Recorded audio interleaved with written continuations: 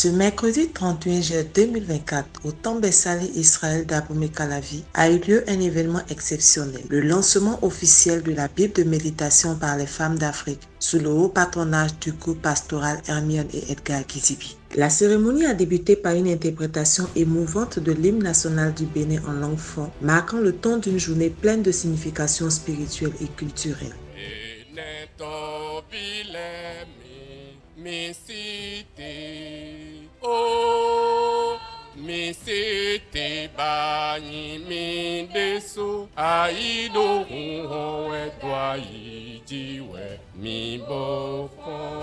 Le président du conseil d'administration de l'Alliance biblique du Bénin, M. Raoul Idou Afouda, a inauguré les prises de parole, soulignant l'importance de cette nouvelle Bible de méditation, fruit d'un travail collectif et inspiré.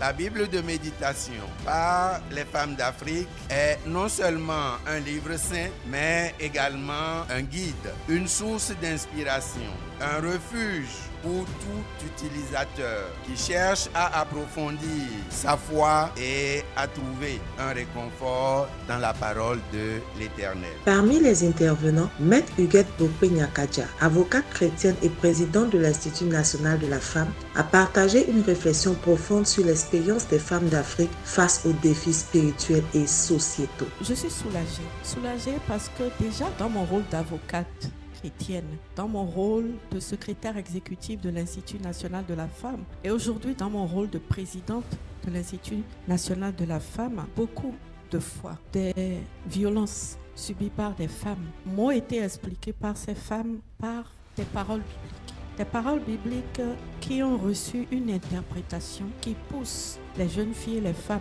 dans des situations inacceptables. Parce que le moment est venu pour l'Église d'assumer sa responsabilité dans le combat que nous menons contre les violences à l'égard de la femme et pour la promotion du leadership féminin.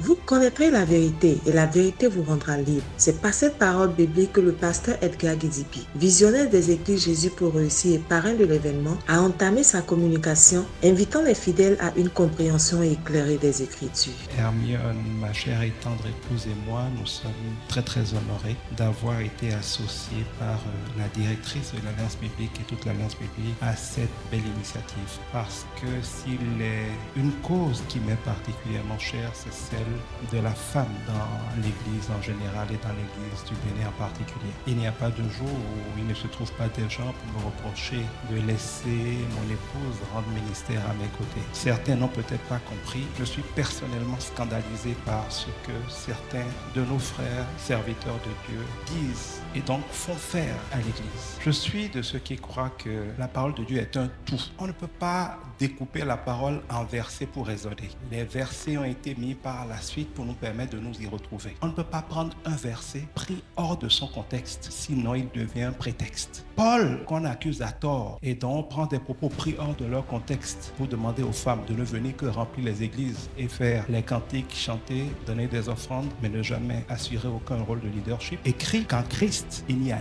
ni homme ni femme. Paul n'a jamais dit que les femmes ne parlent pas dans l'église. Quand vous prenez Romains 16, Paul cite des femmes qui sont ses homologues dans le ministère, des femmes apôtres, des femmes pasteurs, Priscilla et Aquilas. Il n'a pas dit Aquilas et Priscilla, parce que c'est Priscilla qui avait le ministère. Aquilas la suivait. Oui, avec tout ce que le Saint-Esprit fait avec les femmes dans ce monde-là, il va se trouver encore des serviteurs de Dieu misogynes pour soutenir qu'une femme n'a rien à faire dans le service de Dieu. Elle peut chanter, elle peut prophétiser, elle peut évangéliser, mais elle ne peut pas diriger au nom de quoi? Il n'est écrit nulle part dans la Bible que tout homme a autorité sur toute femme. Vous ne verrez ça nulle part dans la Bible. Il est écrit qu'un époux a autorité sur son épouse dans sa maison. C'est pour ça que quand on parle dans la Bible des hommes, on ne mentionne pas leur femme. Mais quand Dieu dit Déborah, il précise épouse de Lapidon pour dire qu'elle était la patronne d'Israël, mais soumise à son mari Lapidon. Le pasteur Hermione Gizibi, également marraine de l'événement, a mis en lumière l'engagement des femmes africaines, tant sur le plan spirituel que social. Elle a rappelé le rôle crucial de ces femmes dans la transformation de la société. Je parlerai d'abord d'engagement spirituel en donnant d'abord l'exemple de Marie, mère de Jésus. Cette femme merveilleuse, elle s'est engagée dans la prière parce que la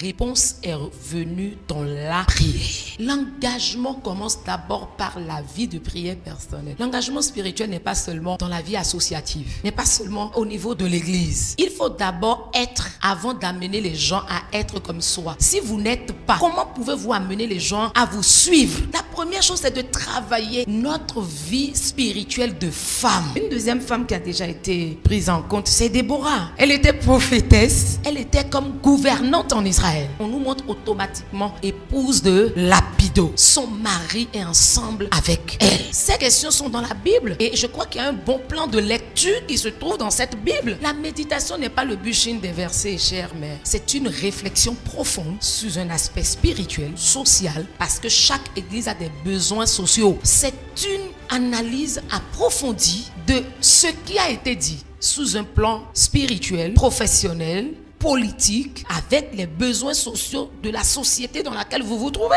Ce n'est pas quelque chose à acheter, à mettre à la bibliothèque. C'est fait pour méditer parce que beaucoup de solutions se trouvent là. Le point culminant de la journée a été sans aucun doute la présentation officielle de cette Bible de méditation. Pasteur Fifam Infidèle Oussou Gandonou a offert un aperçu du contenu de ce précieux ouvrage conçu pour accompagner les croyants dans leur vie quotidienne. Une Bible de méditation par les femmes d'Afrique. Qu'est-ce que c'est? C'est un produit de 25 sociétés bibliques d'Afrique, de 91 contributeurs, en grande majorité des femmes africaines. C'est une Bible de réflexion qui aborde les sujets liés à la vie courante. Mais quel avantage cette Bible a par rapport aux autres Bibles? L'accès à un contenu biblique pertinent, l'accès à des questions et des sujets spécifiques liés aux femmes et à leur vie en Afrique, la soif d'interagir avec les Saintes Écritures au quotidien. Cet ouvrage est un outil de formation, de renforcement de capacités pour tout chrétien et en particulier pour les femmes. En marge de cette cérémonie, une campagne de dépistage de plusieurs maladies a été organisée, offrant aux participants une opportunité de prendre soin de leur santé. La grâce m'a localisée, rien n'est acquis dans la vie, tout est une question de grâce et je crois qu'il y a beaucoup de personnes qui auraient pu parrainer cet événement, mais la grâce nous a sélectionnés. C'est un sentiment de joie, d'autant plus que cela coïncide avec les 8 années du temple Beth-Salé d'Israël. Je crois que ce n'est pas un hasard, c'est la parole de Dieu qui est venue, qu'on a semée aujourd'hui dans cette église et dans cette œuvre encore. Je suis animée d'un sentiment de joie, de satisfaction et d'action de grâce. Le sentiment d'un devoir accompli. Si on est chrétien, c'est pour conduire les gens à Christ. Christ, c'est la parole de Dieu. Pas la parole au sens de choses qu'on dit de Dieu, mais de parole au sens de la voix de Dieu. Et il est bien de parler aux gens de Dieu, d'apprendre aux gens à connaître Dieu, mais pour qu'en dernier ressort, ils deviennent amis de Dieu, parlent à Dieu et pour Dieu.